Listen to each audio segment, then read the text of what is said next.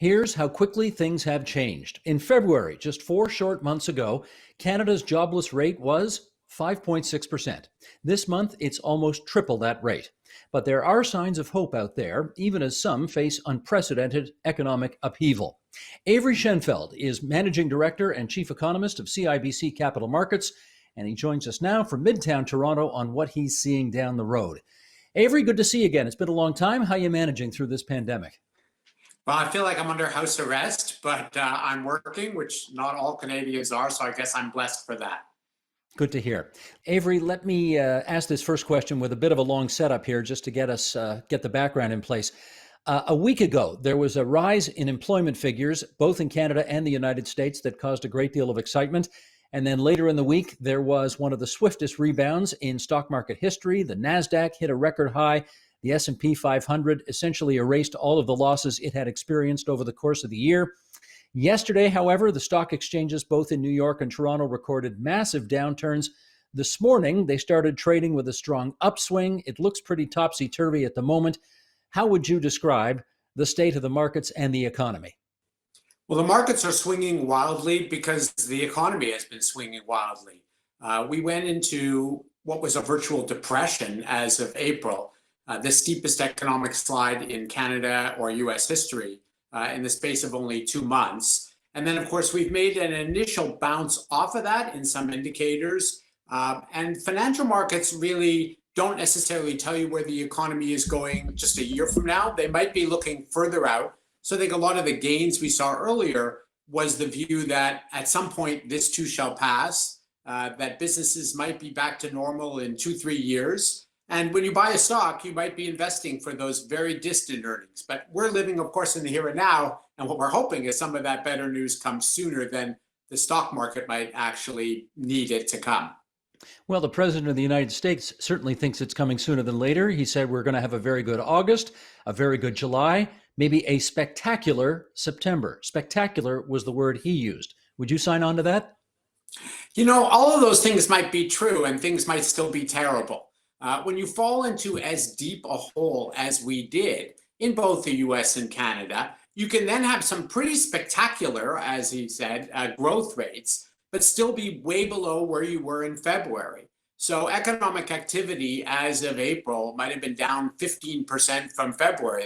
We don't normally see declines of that. We also don't normally see growth rates for the economy of, say, 5% or 6% in the space of a couple of months. Usually takes a few years. But if you go down 15% and you come back 6%, you're not in good shape. You're actually still in a level of activity that would be associated with a severe recession. So yes, improving dramatically over the course of the late summer, that seems very likely, but still relative to a normal year or where we were for that matter in February, still hard times. Well, a vaccine might change all that. And here's how the New York Times reported on that issue just a few days ago. They reported saying, at this moment, almost every human being has an innate bias towards finding a coronavirus vaccine or treatment. The market is reflecting the depth of emotion behind that bias in its wild fluctuations whenever there is even the slightest news about a vaccine breakthrough. Are the market fluctuations, in your view, at this point, all about the state of the pandemic? I think they largely are. Certainly, news on the pandemic is the biggest driver because, as I said, you're going to get this very good economic news as we allow some businesses reopen. But that's not really telling you much about when are we going to be able to have large-scale conventions, weddings, when are nightclubs going to open? There's a large piece of the economy that is essentially shut down and will stay nearly shut down even through this spring awakening that we're seeing now. And so the real question is, when do we get a vaccine that gives mass immunity and lets life get back to normal? And that's why any news on that front that would shorten that timetable by 6 months or conversely lengthen it by a year or two is going to have a huge impact on financial market sentiment. Avery, someone once described the stock market as, quote, a graph of rich people's feelings. So let's have a bit of a conversation here about the distinction between what's happening on the stock market and what's happening in the real economy, those millions and millions of individual economic transactions every day. How would you describe the nature of the connection between those two things right now? I think it's partially broken. The stock market maybe was a little too optimistic going into this week about how soon good news would come. And the stock market, as I mentioned earlier, might be looking further ahead and just buying into companies that will do well 2 or 3 years from now rather than doing well immediately. To me, the economy seems very much in a transition from horrible to bad but better. Too many sectors are still virtually shut down. In a normal recession, for example, if you owned a nightclub, maybe your activity would be down 20%. What we have now are sectors like that, like convention centers, down 100%, essentially closed. And that's why among Canadians, the economy is going to feel very different. If you're in a sector where people can work from home, things might feel okay. If you're in a sector that involves a lot of social contact between customers or employees, you might be shut down now and shut down for a long time to come. So there's a very disparate situation. And you do see that in equity markets. A lot of the momentum you've seen are in stocks that are soaring because they're the ones involved in e-commerce, home delivery, the things that are booming now, rather than hotel chains and the like. Or vaccine research, I guess. Some of those have gone crazy too. Yes, but there you're in a casino where there may be one or two winners. There's about 135 vaccines under development. So you have to be on the right side of the craps table to win that bet. Right. Let's just share some of the numbers that you have shared with your clients. These are CIBC economic projections for the year we're in, 2020, and next year as well, 2021. And for this year, we can, and I'll read this out for those who are listening on podcast and can't see it. Canada's off 6.9% economic contraction, the United States down 6.2%. But look at the projections you have for next year, 6.8% growth for Canada, which gains almost all of it back. And for the United States, 7.0%, which gains all of it back and more. So I guess I want to understand, and we'll use the metaphors that everybody uses here. Are we looking at a hockey stick recovery or a U recovery where it's more, we've gone straight down, but then we sort of nudge across a bit and then go straight back up? I don't know. You tell me. So I'll say two things about those numbers. Those were our first guesses, which we made back in April. We've allowed some passage of time to see how the virus went, how medical research went. I think in the next take of these, we may soften the rebound a bit, unfortunately, for 2021. But the other thing to remember is that if a year from now, for example, GDP is back at the same level it was in February, that's not actually a fully healthy economy because we'd have missed 2 years of normal economic growth. So we would still be down 3 or 4% from where we would have been had the economy sort of tracked on a straight line it had been prior to that. So a period of zero growth over 2 years put together would still leave the unemployment rate in our forecast, for example, in Canada sitting at around 8.5%. Now that's a lot better than where we are today. But as you mentioned off the top, we started from something near 5.5%. And if you go back and look at the last recession, 8.5% is about as bad as it got. So yes, there'll be some healing. We'll restore economic activity, but we'll have missed a couple of years of economic growth and therefore still have a fair degree of unemployment when we look out to the end of next year. So again, if I can use the hockey metaphor, the hockey stick growth rate does not signal a return to normal, right? Yes, you got to go back to your high school math, Steve. But if something goes down 50% and up 50%, you're not back to where you started because you're measuring those growth rates also off of a lower number. And that's what we're seeing in a lot of sectors. We're going to get very good growth rates, but they're coming off a depressed level. To take the extreme, if you had a restaurant that was closed and then it starts to sell anything, it's an infinite growth rate, but it's still not very good. Right. Let's talk jobs here. Jerome Powell, who's the chair of the Fed in the United States, recently said, quote, "My assumption is there will be a significant chunk, well into the millions of people, who don't get to go back to their old job, and there may not be a job in that industry for them for some time."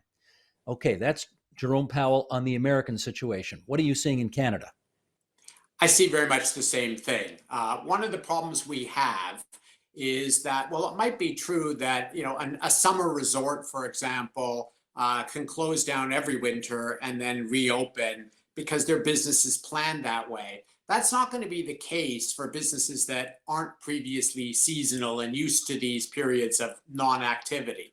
So you just have to walk down Main Street, Toronto, Ottawa, any major city in Canada for that matter, and you will see all these shuttered storefronts and restaurants and gyms and so on. And yes, some of those are going to be able to reopen, some not. And as the passage of time goes on, we're going to see more of those businesses fail.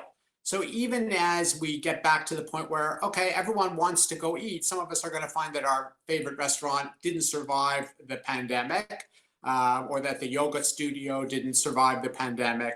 And it's going to take a while to recreate all of those businesses again. So it's not a case of never. Most of those services were in demand, and they will be back in demand when we've got a vaccine and no one's worried about catching something. But that could take a while. So for many Canadians, many Ontarians, we're going to be in the picture of having to look for something else while the thing that we used to do is still shut down or taking a long time to come back.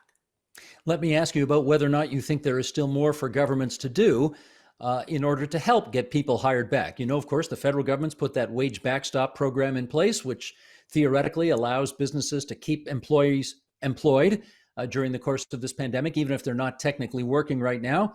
The provincial government has offered all kinds of tax breaks, tax deferrals, tax cuts to businesses in order to help them over this bump. Is there something they're not yet doing that they could be doing to improve things? Well, make no mistake, those programs are definitely helping. They're keeping households from a wave of insolvencies. They're allowing businesses, in many cases, to hang in there, waiting for the reopening to happen. So those are all worthy efforts, but they can't create demand for airline travel or things that people are going to avoid. That's one problem. I think now we're actually in an interesting transition where we have to continue some of these programs. The economy is not good enough to let it stand on its own 2 feet, but we have to modify them in a way that also gives people the incentive to get back to work or reopen their businesses in sectors where the demand is there. So we can't just write blanket checks to everybody. We're going to have to start applying some tests and refinement in those programs to make sure that people have an incentive to go back to work. So the wage subsidy you mentioned, for example, I get the wage subsidy as long as my business sales are down 30% from where they were before. But if I grow to where they're down 25%, I lose that wage subsidy. Maybe I'll decide not to stay open one day a week just so that I don't lose that full amount. We need some refinement there. Much the same, we're sending people checks because they've lost jobs or they used to be self-employed and their businesses are shut down. We need to start refining those benefits so that people still have an incentive to go earn money. So on the CERB program right now, you lose it all if you make more than $1,000 a month. So you don't want to earn $1,001. I think we need to refine those a bit so there isn't such a cliff between getting all of the benefit and none of the benefit. Well, let me just push a bit on that. Does refining mean the Prime Minister ought to come out of Rideau Cottage one day and say, you know that CERB program that's giving eligible and Canadians $2,000 a month? It ends at the end of September, period, full stop. Should he do that?